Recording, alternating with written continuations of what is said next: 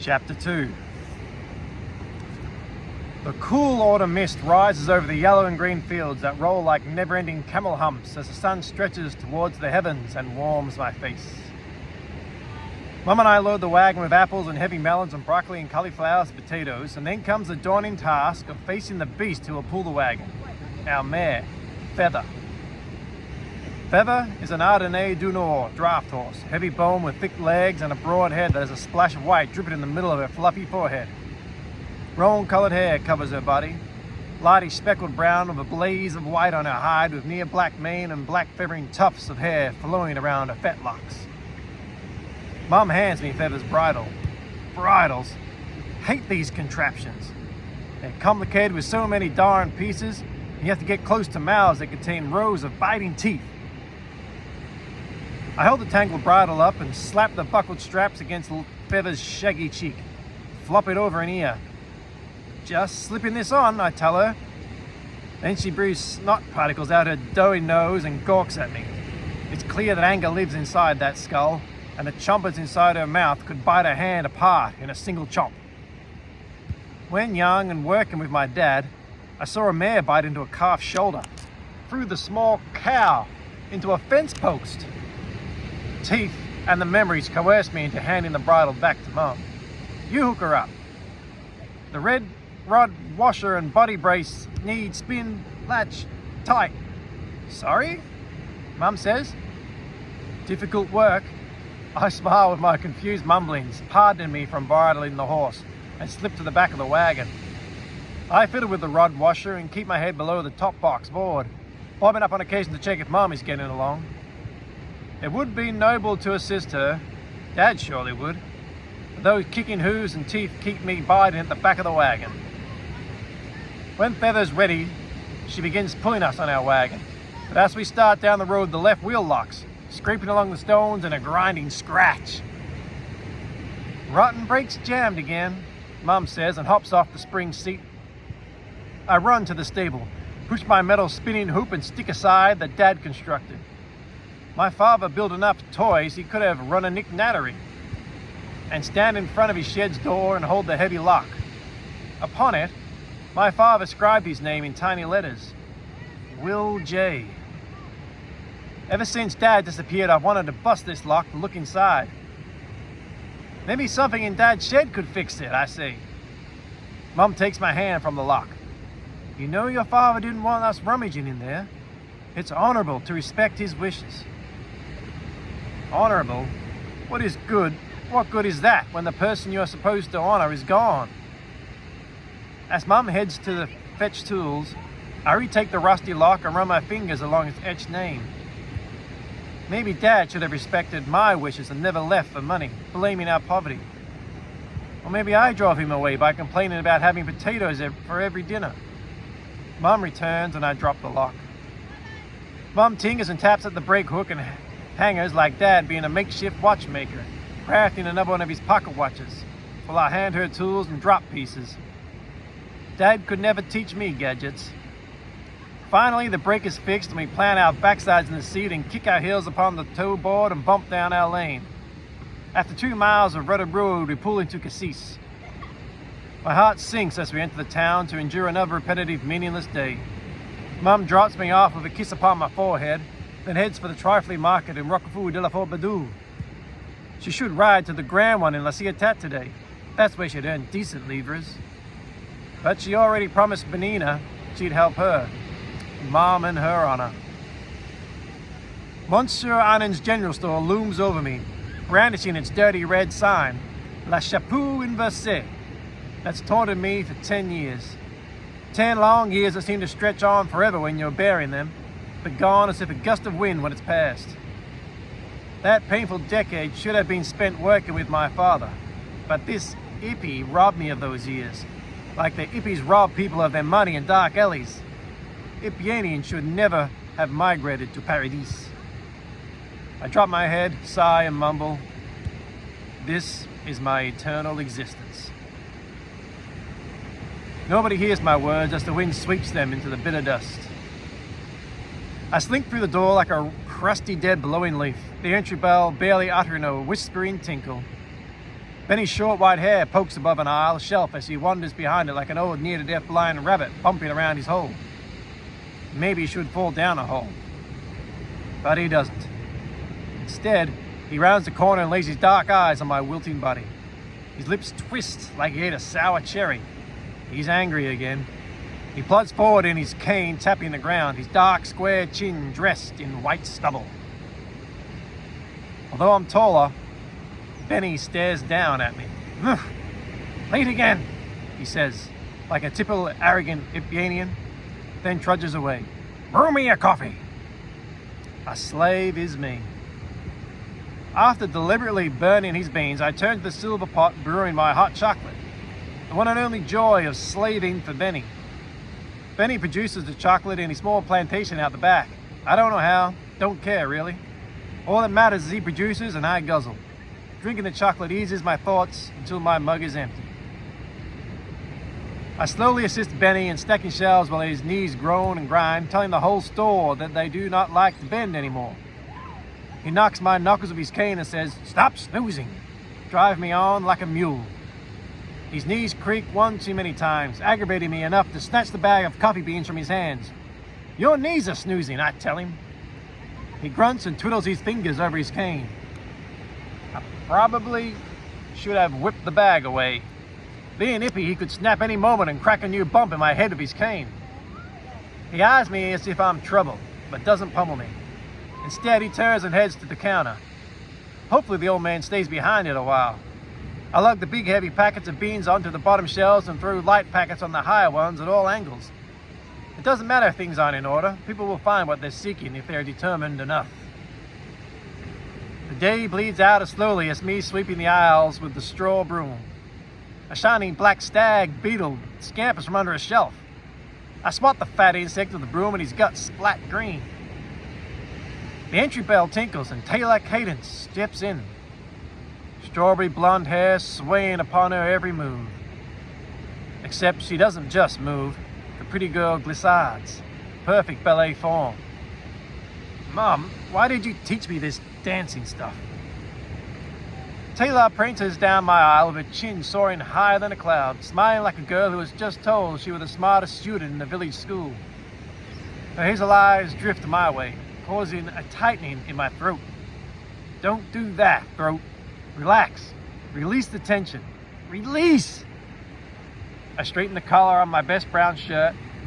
It has 2 complete sleeves. I tip Dad's cap. "Hey, Taylor." My voice squeaks like a mouse, like a dying mouse. Her eyes study me. "Hey." I clear my throat. "Have you considered the Ilra dance next week?" I flex my arm that's holding the broom, edging it toward her. Not enough so she'd notice, but enough so she'd notice. "I can escort you. Our wagon's got a nice spring seat." She scratches her knee with her other knee. "Sorry, but I'm moving to Paris next month and simply won't have time. The balls in the magnificent city I have to die for. No, to live for. Besides, it wouldn't look proper. A half-American dancing with a pure French demoiselle." Taylor seems to pluck a half-price smile from off the nearest shelf. "You'll enjoy kicking your heels at the Euro dance, though. Well, au revoir." My heart wilts like a rotten tomato in the discard pile. It takes a painful minute or two for Taylor to purchase a few fruits. Then she leaves the store and Taylor walks away, soon to walk out of my life forever, leaving me here to rake, here alone, like all people in my life. Like Dad. With the pain eating my insides like a giant worm, I duck toward the squish bug. At least he won't leave me. I flick his broken leg with my fingernail. Probably should have let him scamper away and live out his meager days under the shelf. A clatter of wooden wheels and clopping hooves echo from the boulevard. I stand and peer out the window, shielded behind a screen of coffee bags. A dust cloud expands down the little narrow road, bringing with it the increasing clatter of wooden wheels and the clipping clop of horse hooves. Through the swirl of dusty cloud, a single bench seat wagon emerges, clanking and rumbling. A visitor? Out here? I grip a coffee bag, feel it crinkle. This is not one of the usual boring vegetable wagons that frequent this village, but more like transportation from a drifter. Someone passing through is not from this province. Maybe they rode all the way from some distant land, like Italy. 2 donkeys pull the wagon, heads down, moping, driven along by 2 men. The passenger, auburn hair sticking out if he spent a year in the wind, has a beefy body that resembles wine barrels in the back of his wagon. The driver wears a bandana and his face beads an expression of a man on the hunt, like a bounty hunter on the trail of a brigand. They halt before the general store, jolting the wagon, bouncing the pile of hay and the cluster of wine barrels. Are they coming in here? The stubble-faced driver jumps down, slowly tightens his leather bandana while he peers up and down a small street like a tourist searching for a monument that isn't here. Not impressed. He walks forward and steps through Benny's doorway, jingling the bell. The stranger steps beside me and with one arm snaps up the biggest packet of coffee beans. His brown, glassy eyes that stare straight ahead sense me watching him, and they roll from the aisle to stare into me as if reading my soul. He looks like an illegal slave trader. I hide behind the broom, and he moves on and slaps the packet on the counter. "Just coffee," he says. "You enjoy a drop of wine?" Benny asks, glancing out the window toward the 4 barrels. The man looks Benny over, gauging him like he did our street. The bell nearly jingles off its hook when the other driver clumps in, his auburn hair and beard dry and brittle as if they'd been fried from the sun, his blue shirt stained with sweat. He clods the old timber floor as he passes. "Devier, this chap's Ipianian," the auburn-headed man says to his friend. "See if he knows him." "Knows who?" Devier groans at his friend, seemingly angry for interrupting. Then he faces Benny and says, "We're looking for an Ipianian in La Cietat. Older man with uncut white hair." Benny rubs his nose. "A name?" "He wouldn't use it," Devier says. "His trade?" Devier narrows his eyes at Benny. "His specialty is finding people." "Like a detective?" Benny shakes his head and screws his lips. "Don't know any such fellow." "A detective? I've heard of detectives. They investigate disappearings, murders. I thought they were only in big cities like London or Paris. But one could be here, in this town." Some small spark inside me lights, like an ember glowing in a red flicker on a single blade of straw. A detective could find Dad. While Benny and Devier and his big Klutsky friend chat at the counter, I lean the broom against the aisle and creep to the door. I poke my head outside, my stomach tightening upon staring at the wagon. At the back, the barrels sit firm, but a daring breeze rustles the hay. It's risky, but surely no one would see someone hiding in that straw. I reach up, hold the bell still so it won't rattle, and slip outside. One of the donkeys, hitched to the wagon, turns his speckled face and yaws at me. A warning bray. I stop sharp, sliding my sandals along the gravel. Would he bite? His big jaws rotate slowly, grinding his own spit. "You're just a donkey," I tell him.